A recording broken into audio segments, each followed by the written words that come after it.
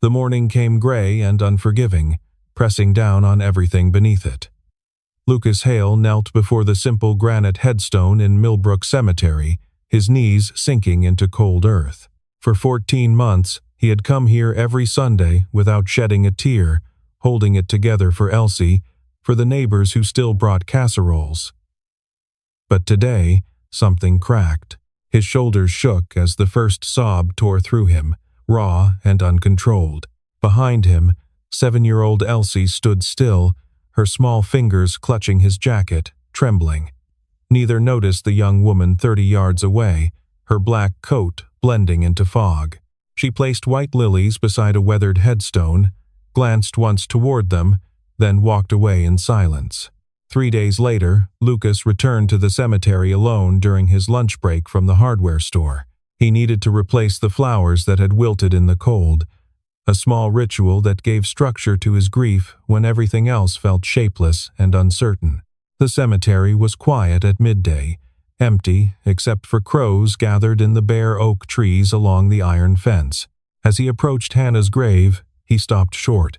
The young woman from before was there again, standing a respectful distance from the headstone, her head bowed slightly as if in private conversation with someone only she could hear. She wore the same understated black coat, her dark hair pulled back in a simple knot.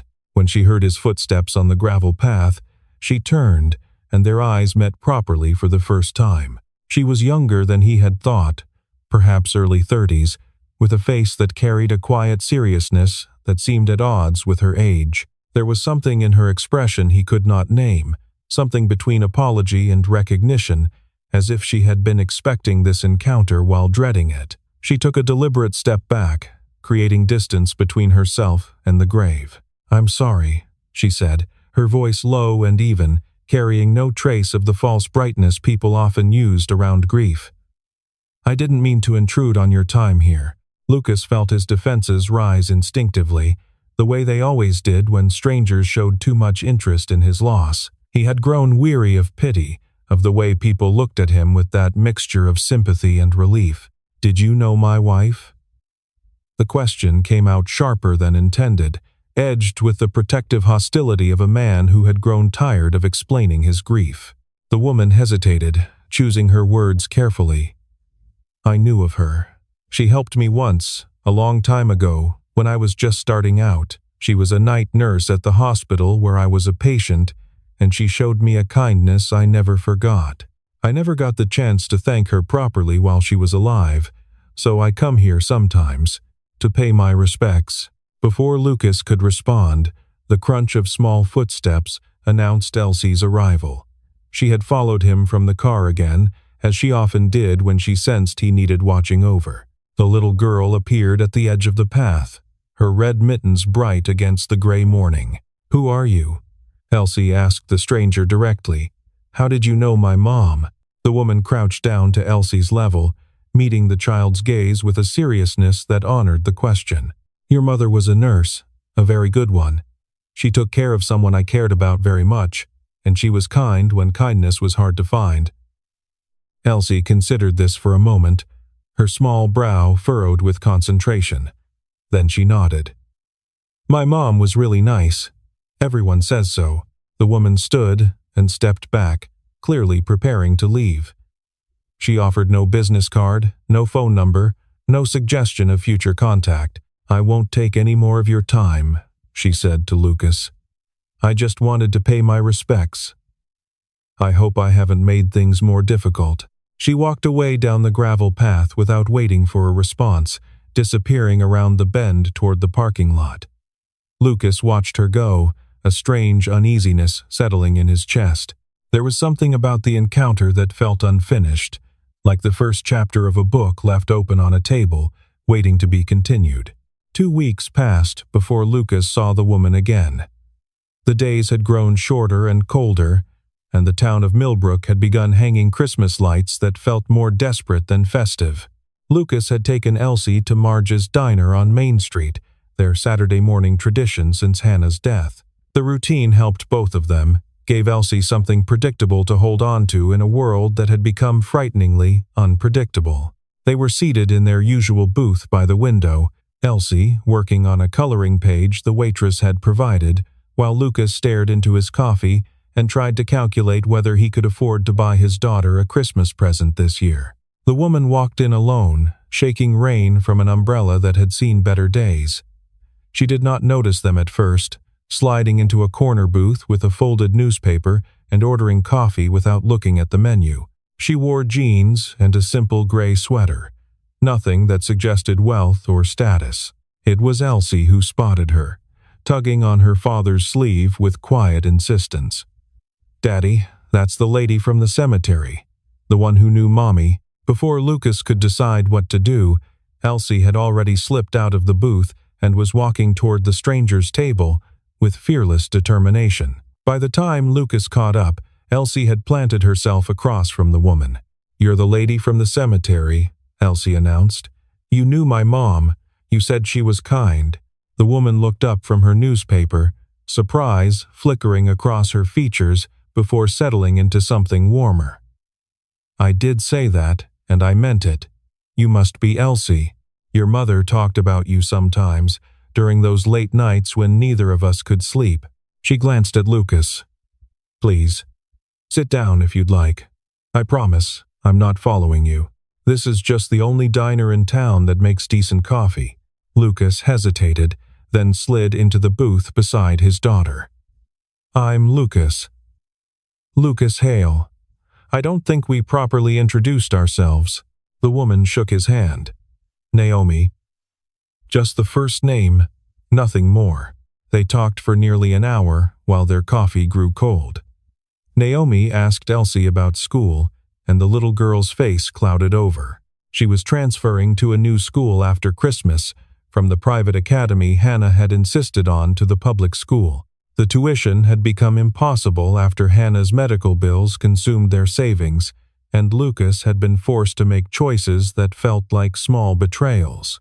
Naomi listened without judgment as Elsie described her fears about making new friends and fitting in at a school where everyone else had known each other since kindergarten.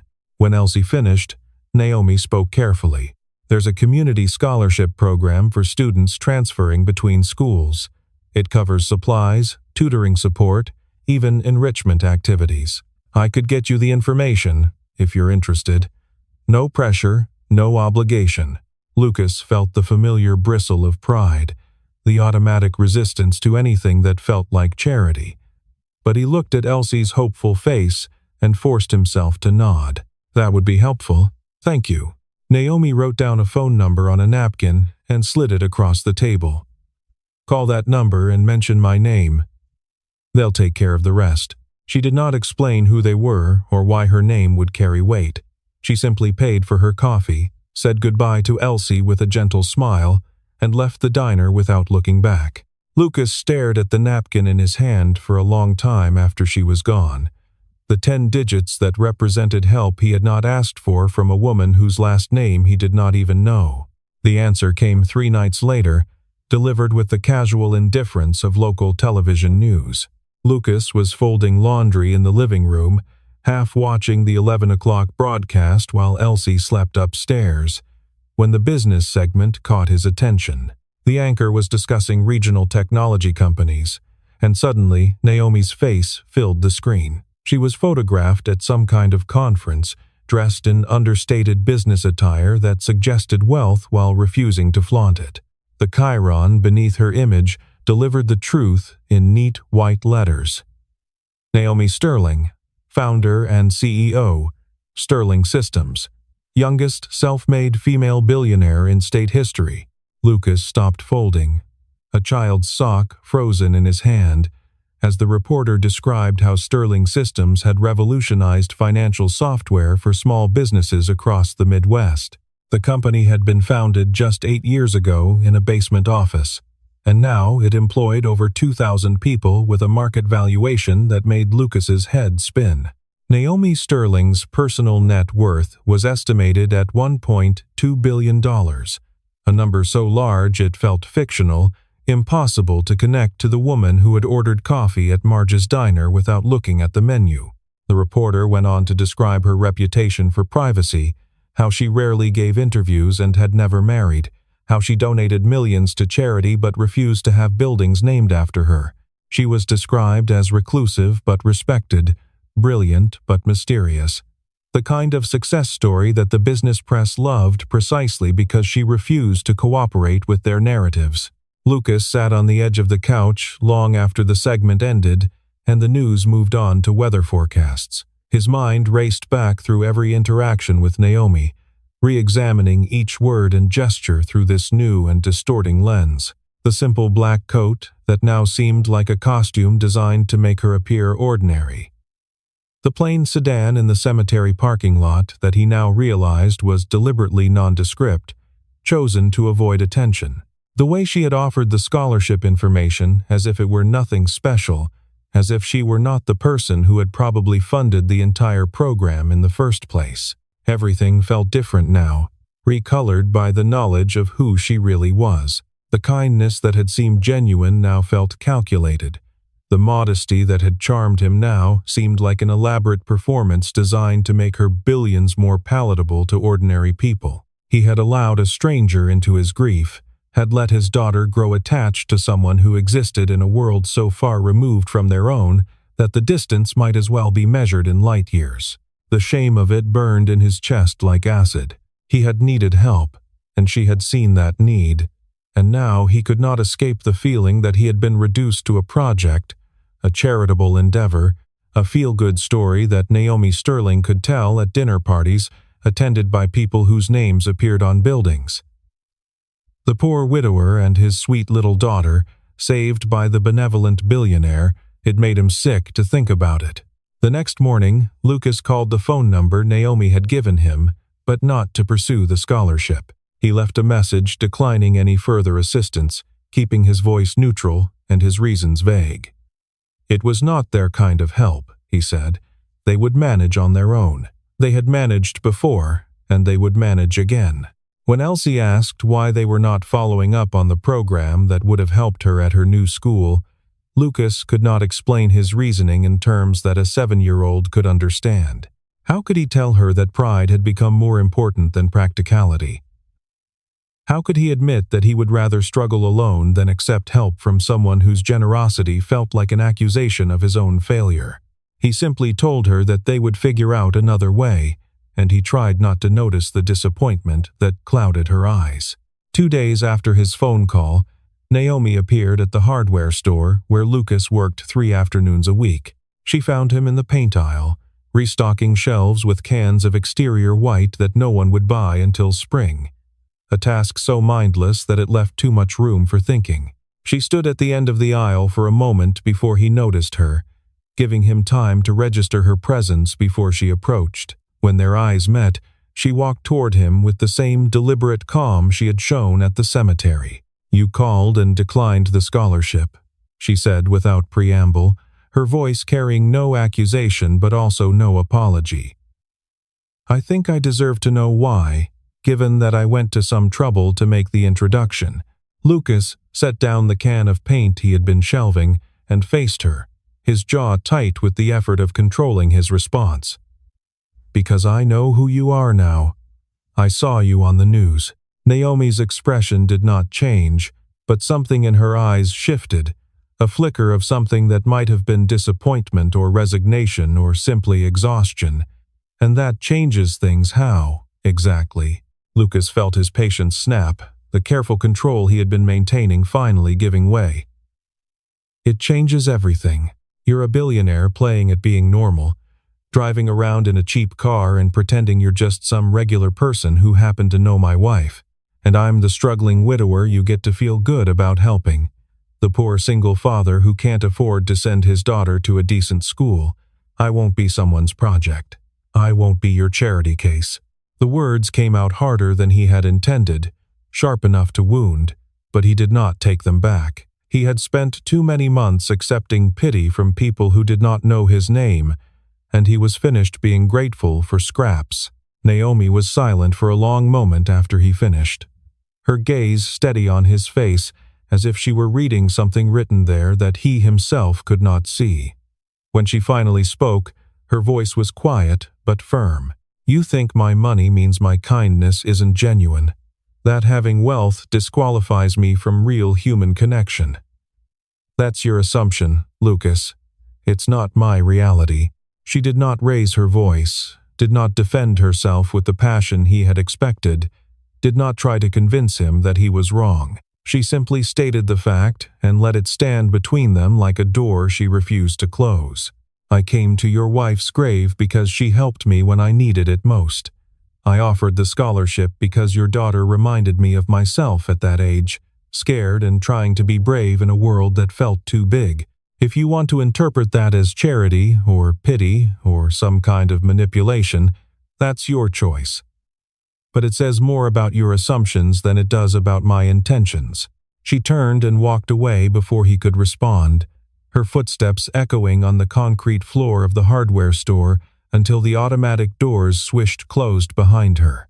Lucas stood alone in the paint aisle, surrounded by cans of colors no one was buying, and wondered if he had just made a terrible mistake. He replayed her words in his head, searching for the manipulation he had been so certain was there. He found nothing but honesty delivered without defense. What he did not know was that Elsie had followed Naomi into the store, curious about the nice lady from the cemetery. His daughter had been standing at the end of the aisle the entire time, watching the exchange with eyes that understood more than either adult had realized. In the days that followed, Lucas made a deliberate effort to close the door he had accidentally opened. He did not return Naomi's calls when her number appeared on his phone, did not respond to the information packet about the scholarship program that arrived in the mail with no return address. When Elsie asked about the nice lady from the cemetery, Lucas changed the subject with the practiced deflection of a parent protecting his child from complicated truths. Naomi, for her part, did not push back against his withdrawal. She did not show up at the hardware store again, did not send representatives to plead her case. She simply disappeared from his life as cleanly as she had entered it, leaving only the memory of conversations that now felt incomplete. The silence between them grew heavier with each passing day, weighted with all the things that had been left unsaid.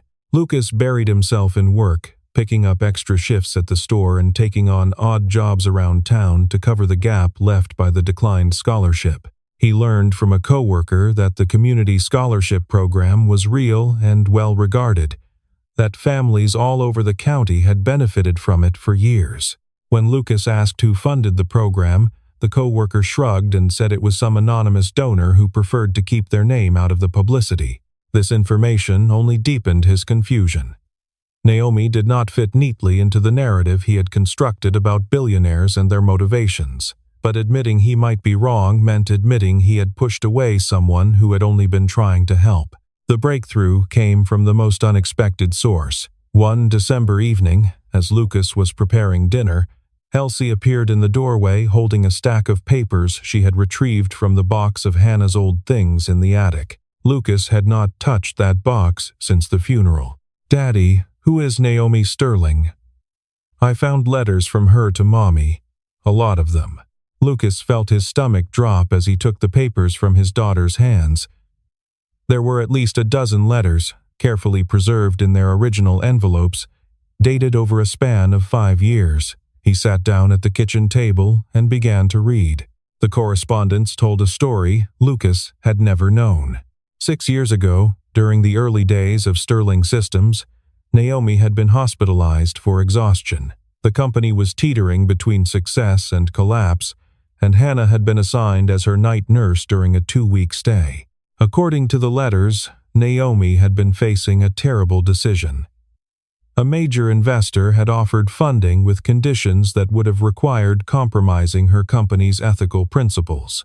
She had been on the verge of accepting, telling herself that survival justified the compromise. Hannah had spent those late nights talking with her, not as nurse to patient, but as one human being to another. And on the night before Naomi was to make her final decision, Hannah had said something that changed everything. "Your integrity is the only thing they cannot take from you. Everything else can be rebuilt. But once you trade away who you are, you never get that back." Naomi had declined the investor's offer the next morning. The letters showed that she had never forgotten Hannah's words. She had tried to thank Hannah over the years, but Hannah had always declined, saying she was just doing her job, that kindness should not expect a receipt. The flowers at the cemetery, Lucas now understood, were not charity or pity. They were gratitude, the kind that persists long after the person who inspired it has gone. Everything he had assumed about Naomi crumbled under the weight of evidence he could no longer ignore. Lucas found Naomi at the cemetery on a Sunday morning 2 weeks before Christmas.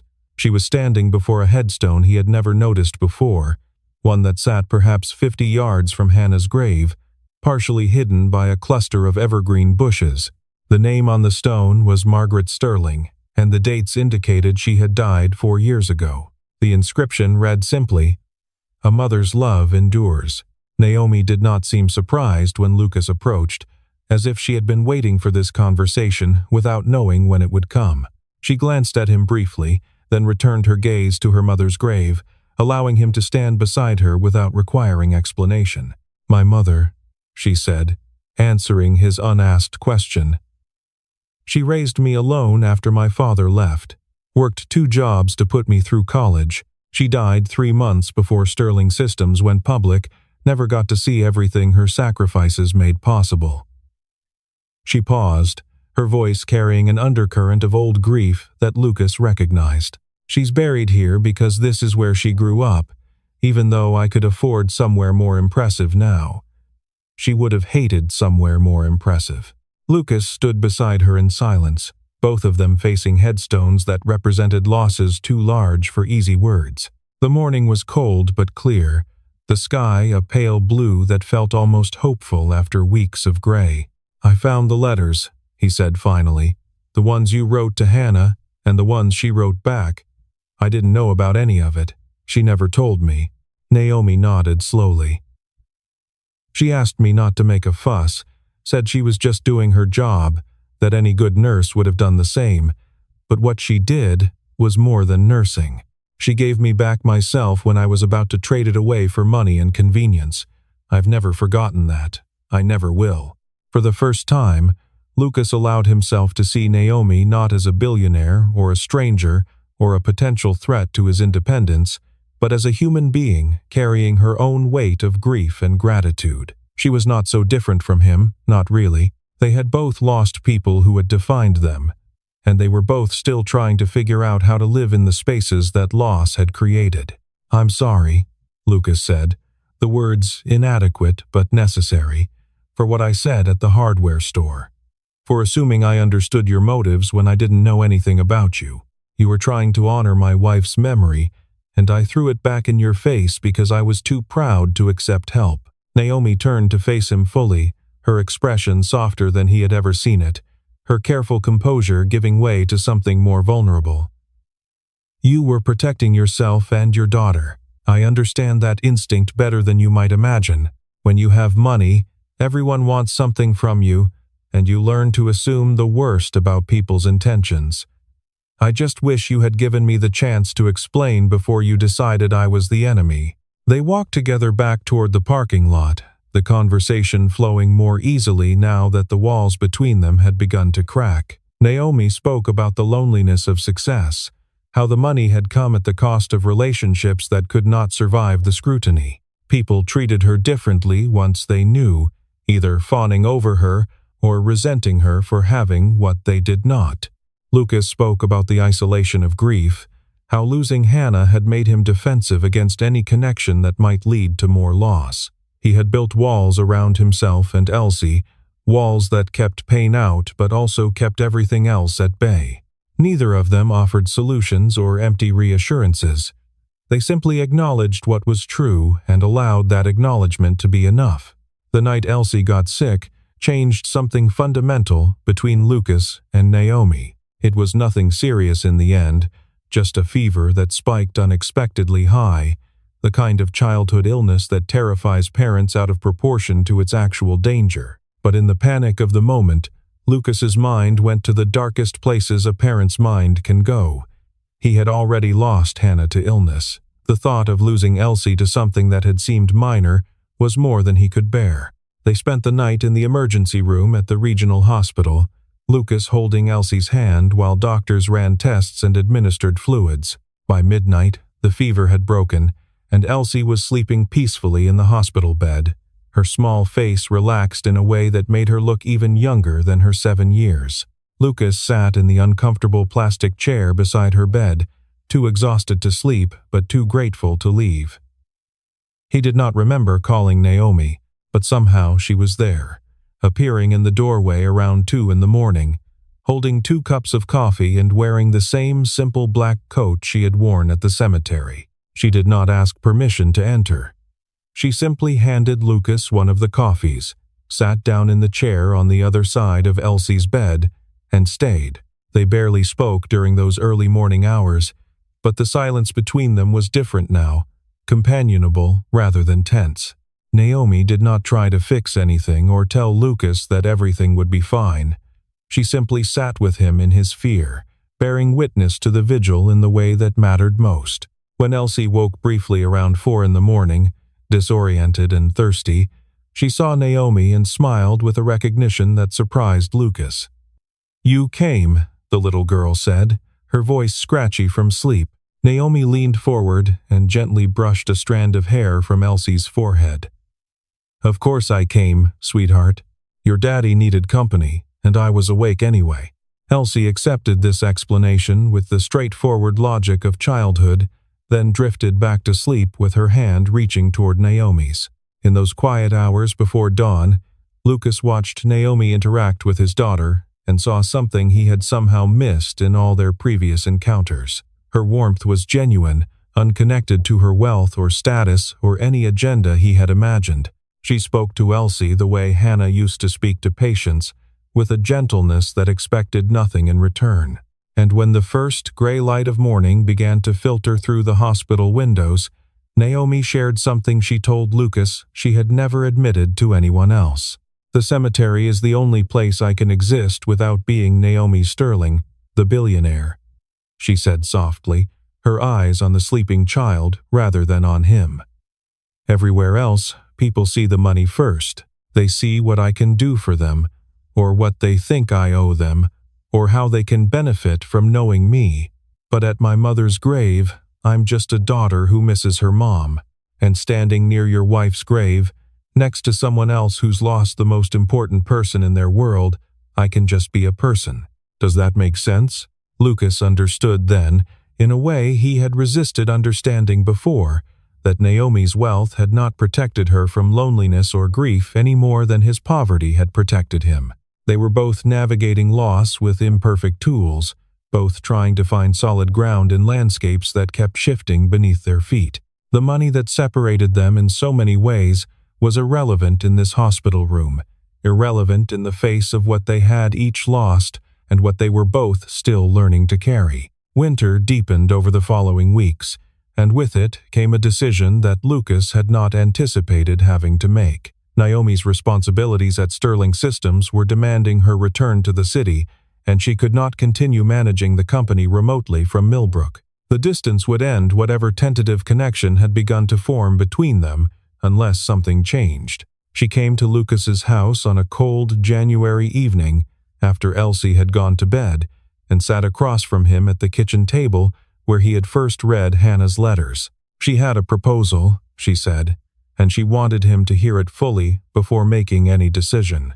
Sterling Systems was expanding its community outreach division, building partnerships with small towns and rural areas that were often overlooked by technology companies. There was a position opening that seemed almost designed for someone with Lucas's skills and background.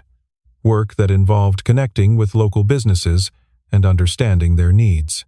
The salary would be more than double what he currently earned, cobbling together part-time jobs. The benefits would include health insurance and educational support for Elsie. It was not charity, Naomi emphasized. It was a job that needed doing, and Lucas was qualified to do it. The fact that it also solved his immediate financial problems was a bonus, not a primary motivation. Lucas listened to the entire proposal without interrupting, his coffee growing cold in his hands while his mind churned through implications and possibilities.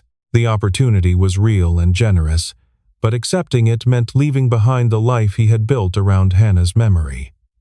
Every street in Millbrook held echoes of her presence. Every corner of their small house contained traces of the life they had shared. To leave felt like abandoning her all over again, like closing a chapter he was not ready to finish. He told Naomi he needed time to think, and she gave it without pressure, without any suggestion that the offer had an expiration date. She simply nodded and said she understood.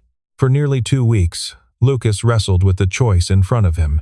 He walked through Millbrook's quiet streets in the early morning hours, past the library where Hannah had volunteered, past the park where they had brought Elsie on summer evenings, past the church where they had married. The town was saturated with her memory, and part of him wanted to drown in it forever, to keep faith with their shared past.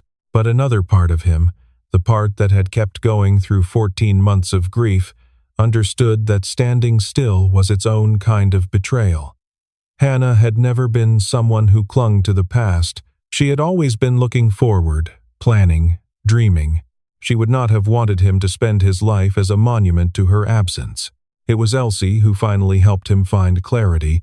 She found him sitting on the back porch one evening, staring at the garden that Hannah had once filled with flowers. The little girl climbed into his lap with the easy trust of a child who had never doubted her father's strength. "Daddy," she said, her voice small but certain, "do you think Mommy would want us to be sad forever? Or do you think she would want us to try being happy again?" The question was so simple and so devastating that Lucas could not answer for a long moment. He held his daughter and felt the familiar ache in his chest, the grief that had become part of him. But alongside the grief, he felt something else, something he had not allowed himself to feel in a very long time. He felt hope. "I think Mommy would want us to be brave," he finally said, "even when being brave feels impossible." Elsie nodded seriously. "Then maybe we should be brave, Daddy." On a cold December morning, 2 days before Christmas, Lucas and Elsie returned to Hannah's grave for what felt like a different kind of visit. The sky was clear for the first time in weeks, a pale winter blue that seemed to promise something beyond the gray that had dominated so many months. Naomi met them at the cemetery entrance, standing slightly apart from father and daughter as they walked together toward the headstone that had become so familiar. She understood without being told that this was their moment, their goodbye, and she was there only as a witness, not a participant. Lucas knelt before the granite marker, but this time he did not cry. Instead, he spoke to his wife as if she could hear him, telling her about the decision he had made, the life he was choosing to build, the man he was trying to become. "I'm not leaving you," he said quietly, his hand resting on the cold stone. "I could never leave you. I'm just learning how to carry you with me instead of staying in one place. You taught me that love doesn't stop when someone dies. It just changes shape, becomes something you hold inside instead of something you can touch." Elsie added her own words, a child's prayer that was equal parts heartbreaking and hopeful. She told her mother about the new school she would attend, about the adventures she planned to have, about the promise she was making to be brave enough for both of them. When she finished, she kissed her mittened hand and pressed it against the headstone, a gesture so tender that it made even Naomi's eyes sting with tears. Then Naomi stepped forward, carrying a bouquet of white lilies identical to the ones she had placed on this grave so many months ago. She set them gently at the base of the headstone, arranging them with care. But this time, she did something different. She pulled a small card from her pocket and tucked it among the flowers where it would be visible. Lucas glimpsed the handwriting as she withdrew her hand. The card was simple, bearing only a few words. "Thank you, Hannah, for everything. With love, Naomi Sterling." It was the first time she had signed her full name to the flowers she left at this grave.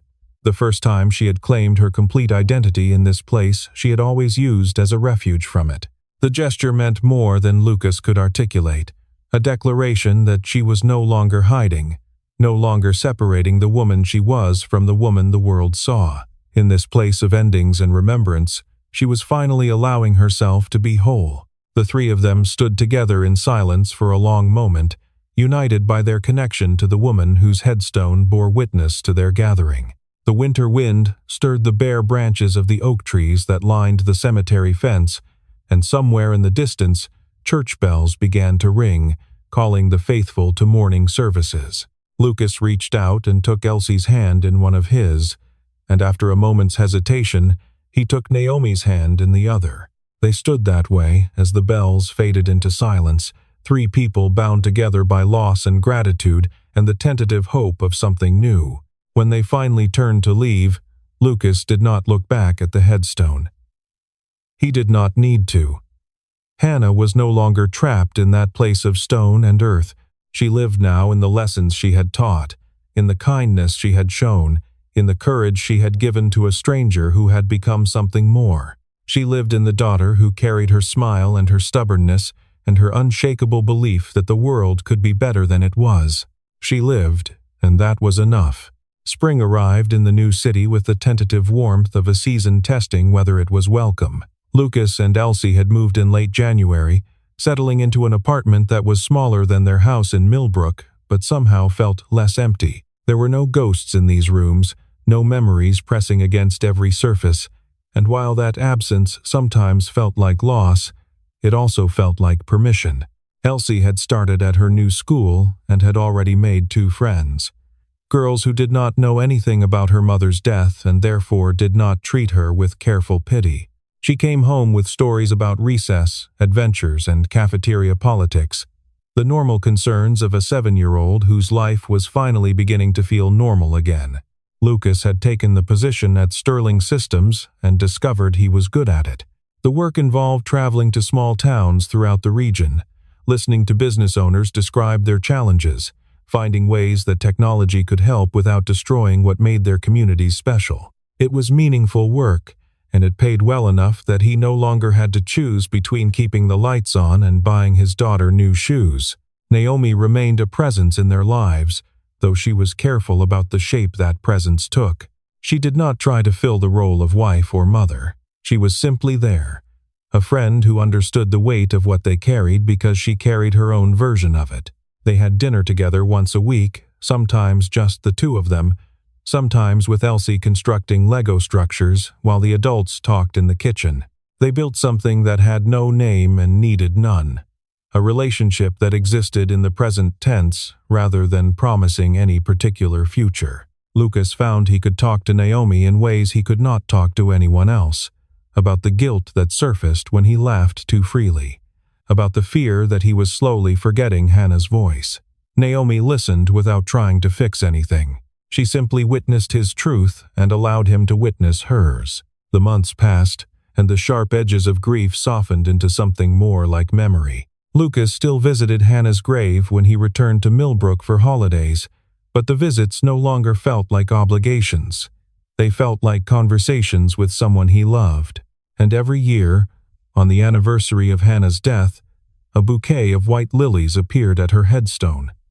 Sometimes Lucas placed them there. Sometimes Naomi made the trip alone, standing before the grave of a woman she had known for only 2 weeks but who had changed everything. Sometimes they went together, standing side by side before the simple granite marker. The flowers were never signed anymore. There was no need. The people who left them knew who they were and why they came. What had begun in grief had transformed into something neither of them expected. Not a replacement for what was lost, but a new foundation built from the materials that remained. Lucas had learned that healing did not mean forgetting, that moving forward did not mean leaving behind. Naomi had learned that her wealth could not buy the things that actually mattered, and together they had discovered what Hannah had apparently known all along. That kindness, offered without expectation of return, has the power to change everything.